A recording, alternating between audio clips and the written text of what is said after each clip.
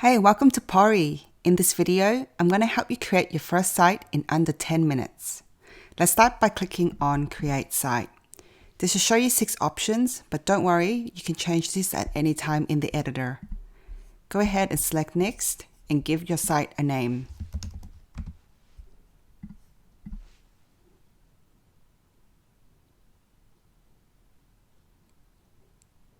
Perfect, your sample site has been generated.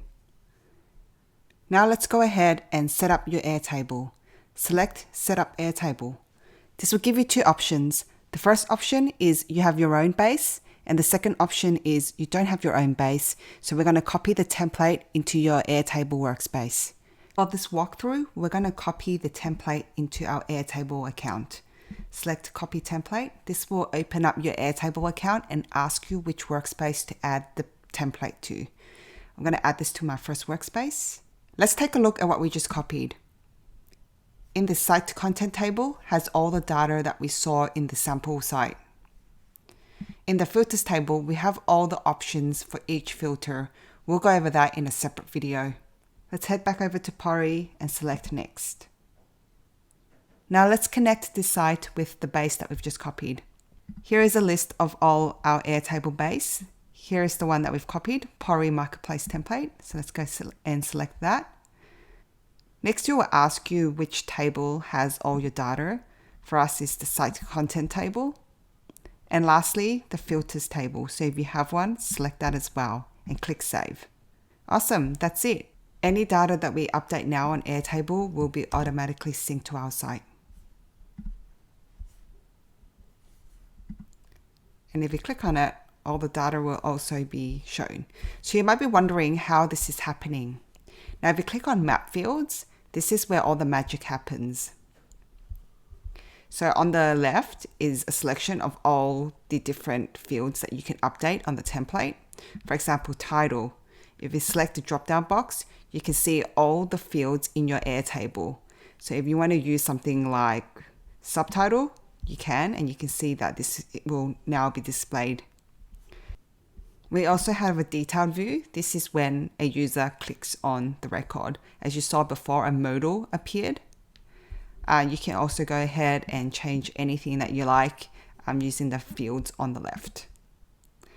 If you feel like you want to change the layout at any time, you can also select layouts and have a play around with these different options. Once you are happy, select Save. Whoops, I clicked it twice. And there you go. Now we also have different UI blocks for you to choose from. So if you feel like you want to add features, this one, for example, select it. And then you can also drag to reorder the sections. Once you're happy, just click Publish Changes. You can also add pages. For example, if you want an About Us page, give it a path.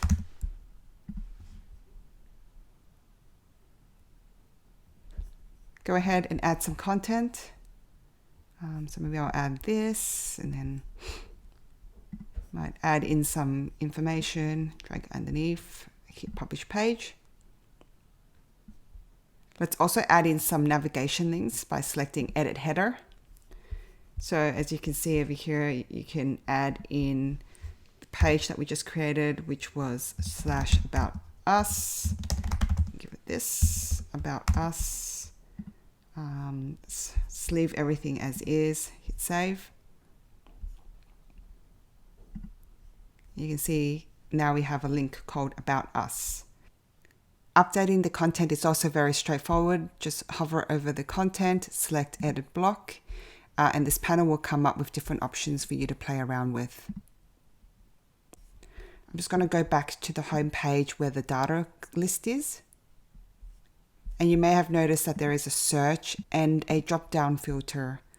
This data lives in your Airtable. So if you have a look over here, you can see it. Watch my other video to learn how to set up your filters table. If you like to configure anything, just select settings.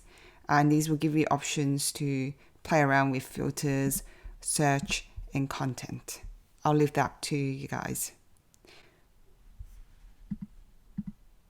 Not sure why I changed pages, but you can also change the theme.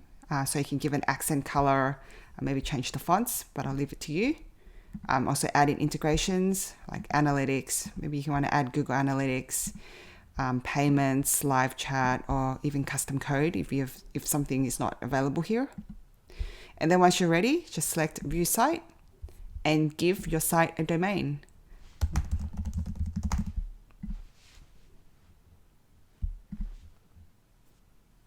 And there we go.